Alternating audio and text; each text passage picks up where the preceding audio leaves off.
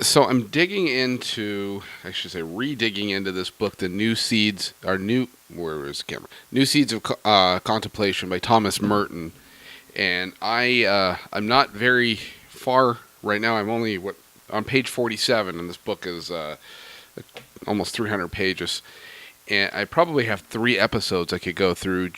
And maybe I will, maybe I won't. I don't know. It just depends on how what other things I have going on here. But there's been just, I guess I'd say, almost a sense of turmoil internally in, and I'm not sure if I'm using the right phraseology there, but just haven't felt this inner peace or this connection with God that I've really sought, and I can feel it in my life and my relationships and anxiety and stuff going on, and I don't think it's a coincidence that the idea in my last couple conversations have been about comfort zone and problems, anxiety, and embracing these things because I know internally I'm seeking a deeper relationship with the Lord, and I'm not getting it, and it's not because of God. It's because of me, and just out of just sheer grace or whatever providence.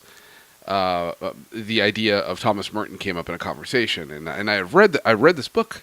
I want to say it was 15 or 2016, so it's 2018 now. So this is a couple of years ago, and I'm going through. I see my notes, and it's kind of cool sometimes when you read a book multiple times and use different highlighters. You could kind of see what jumped out before and what jumps out now. And I don't know which human being read this book a couple of years ago because it's like I don't understand how I missed so much of just the fruit from Merton. It's just amazing. So I want to go through a little bit. I've got 3 or 4 little things I want to talk about today, some sections and just my thoughts on them. And it's almost I don't even really need to comment a whole lot because he speaks for himself. Or it's of course it speaks for himself. It's self-explanatory, but of course. I'm not just going to read from the book. I could just do that. You could do that on Audible, right? Anyhow, from this chapter called Seeds of Contemplation, a couple of things he says. First of all, so much depends on our idea of God. Our idea of God tells us more about ourselves than about Him. And then he goes on in the next page. He says, "The mind of the prisoner." The mind is the prisoner of conventional ideas, and the will that is captive of its own desire cannot accept the seeds of an unfamiliar truth and supernatural desire. So I almost see this as like this. I want to want a deeper relationship with God, but I have my own will, my own ego, and he gets into that here in a minute. Just this idea of this ego inside us that really becomes our God, that we think is God. And so many of us get caught in this trap. So for how can I receive the seeds of freedom if I am in love with slavery? And how can I cherish the desire of God if I am filled with another and an opposite desire? God cannot plant his liberty in me because I am a prisoner, and I do not even desire to be free. I love my captivity, and I imprison myself in the desire for the things that I hate, and I have hardened my heart against true love. I must learn, therefore, to let go of the familiar and the usual and consent to what is new and unknown to me. I am not free. I wrote this in the margins here. I'm not free. I'm not truly free until I let go of the familiar, and just the idea of comfort zone, right? I've been talking about being uncomfortable and stepping out of my comfort zone, and there's so much that makes me comfortable. I think we all have different things that make us comfortable, things that soothe us, things that make us feel happy, things that make us feel validated. I have to let these things go. And he talks about the idea of this ego, this ego, this me,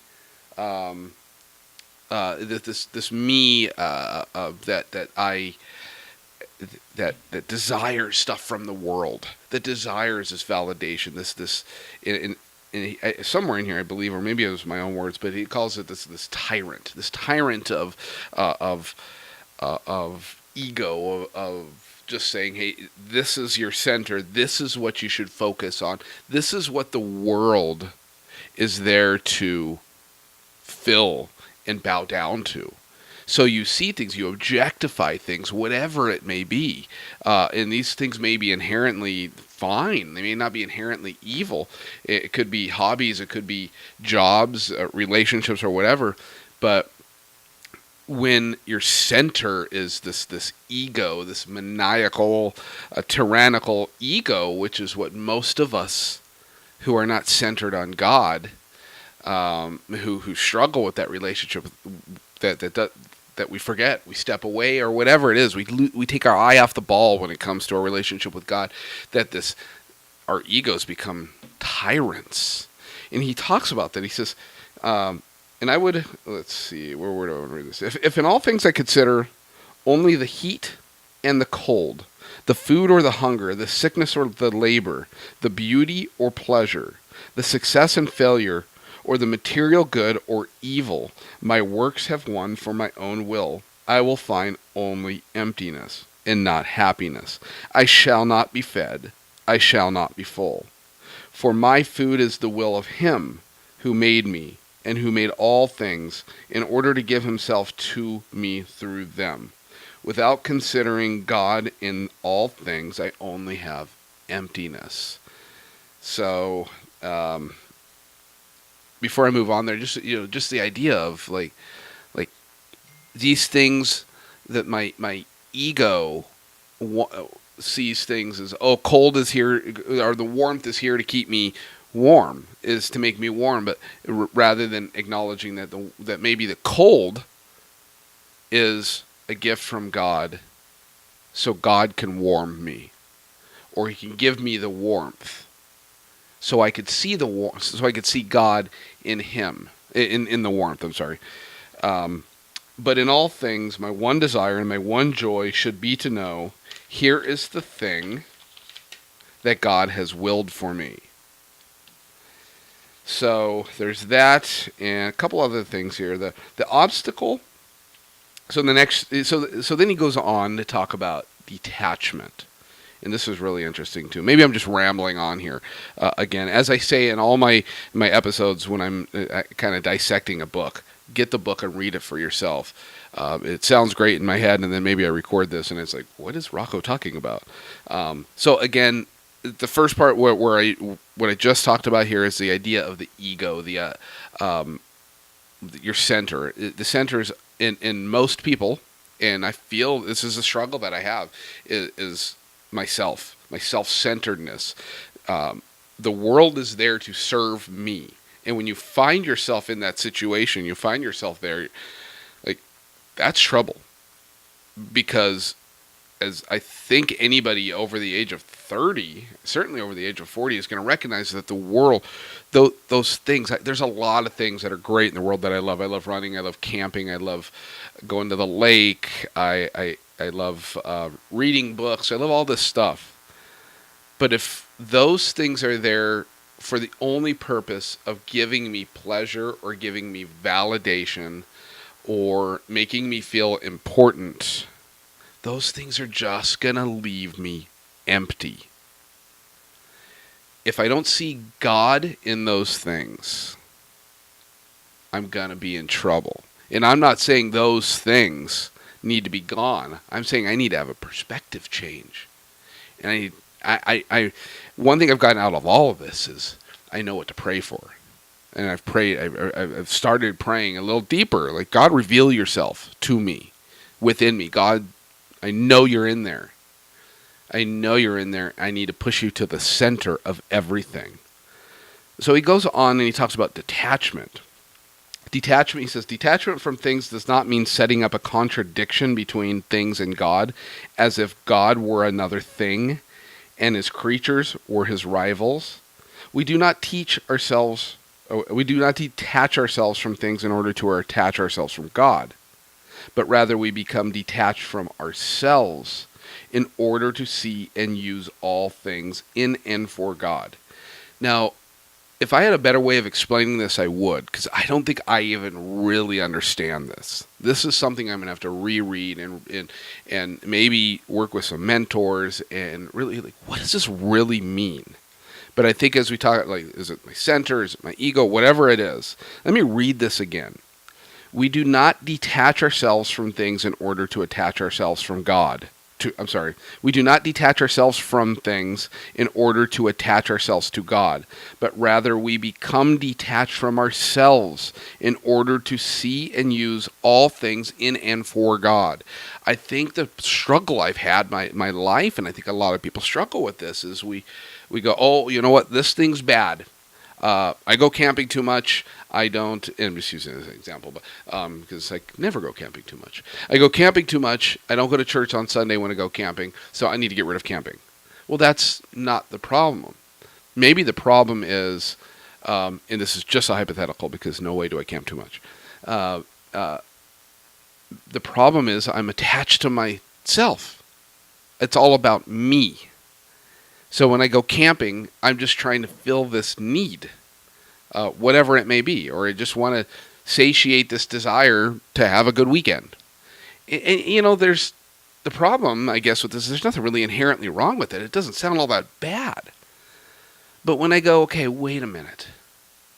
My objective here, my goal here, as I said in a previous episode, my goal is not to be comfortable. My goal is to be in union with God. So my goal is to find God. So how can I find God in camping? How can I find God? Maybe find him in nature or whatever it is. Just change that perspective and going, I need to step out of myself as the center, and it needs to be about seeking God. But rather we become detached from ourselves in order to see and use all things in and for God. The obstacle is in ourselves. There is no evil in anything created by God, nor anything of his become an obstacle, nor can anything of his become an obstacle to our union with him. The obstacle is in our self, quote unquote, that is to say in the tenacious need to maintain our separate, external, egotistic will. It is when we refer all things to this outward and false self, that we alienate ourselves from reality and from God. It is then the false self that is our God. And we love everything for the sake of this self. So the ego that I was just talking about, he talks about it as this false self. There's this thing inside of us that says, I deserve this, or I need this, or I want this, or this will make me feel special. This will make me feel like a man. This will make me feel like a good father. And our psyche, whether it's the devil, or it's the psyche, or it's the world, whatever it is really, really good at making you think these things are good. For the most part, when we get caught up, I think, at least in my own experience, when I get separated from God, it's not going into a dark room or in the dark shadows. It's being in what I think is the light and being comfortable and feeling good about myself. And this isn't to get into a whole thing of like self-loathing. That's not what this is about. This is about changing my perspective and saying, you know what, there is this false ego that wants to be fed. I guess it thinks it needs to be fed. And I need to detach myself from this false ego. I need to acknowledge, like, hey, this desire to be right and to show my wife that I'm right is bad. Because first of all, what's going to happen is I'm going to have this desire, right? I need to be right. It's the self in me that says I need to be right. My wife is wrong. I'm right, and I need to win this argument.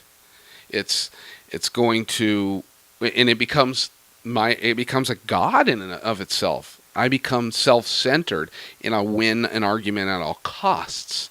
And it causes an argument. It causes the strife. It causes me to use my wife for my own needs, whether it's to make her feel dumb, or or just to get her to make me feel smart, or whatever it might be. And that's not the point of my marriage with my wife. It's that you do that too many times, you're going to have problems in your marriage and your relationships. And maybe it's the same thing with your children or at work or whatever it is. But I don't know, I could see it. I certainly could see it with myself and my relationship with my wife, that I need to understand that when I'm in union with God and when I'm looking to God as my center, I don't need my wife to tell me I'm valuable. I'm valuable because I'm in union with God, and I'm recognizing it. I'm recognizing that God is my Father. Then when my wife comes to me with something that I know she is clearly wrong about, certainly if it's something that's really not that important, maybe it's more important that she just feels my embrace, just feels some grace from me, and some love and some support. Like, okay, honey, if that's what you want. Certainly if we're on bigger issues, but that's not what I'm talking about.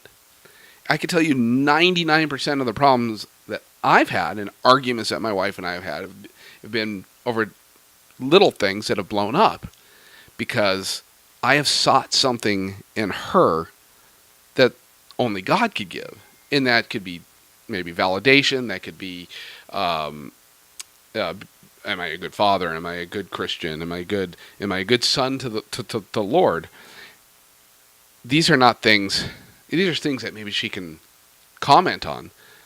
But when I'm not centered on God and I'm coming to her for all these things, it just puts too much pressure on that. Let's see how much time we've got. And we've got about 17 minutes here. I could go so much more into this. I'm just going to comment a little bit more. I think there'll probably be a few more episodes, and my phone is dinging off the hook, if you will. So again, he's talking about detachment. My own ego becomes my idol. I try to feed it and I try to satisfy it, and it's not what it's built for. It's like building using a walking bridge to drive a truck over. It's going to break. It's not designed for that. Those who try to escape from this situation by treating the good things of God as if they were evils are only confirming themselves in a terrible illusion. They are like Adam blaming Eve, and Eve blaming the serpent in Eden. Woman has tempted me. Wine has tempted me. Food has tempted me. Woman is pernicious. Wine is poison. Food is death. I must hate and revile them. By hating them, I will please God. These are the thoughts and attitudes of a baby, a savage, of an idolater who seeks by magic incantations and spells to protect his egotistic self and placate the insatiable little God in his own heart. To take such an idol for God is the worst kind of self-deception. It turns a man into a fanatic, no longer capable of sustained contact with the truth, no longer capable of genuine love. That just, again, walking away from normal things in life, it may be a non-alcoholic saying, "Oh, I'm not going to drink."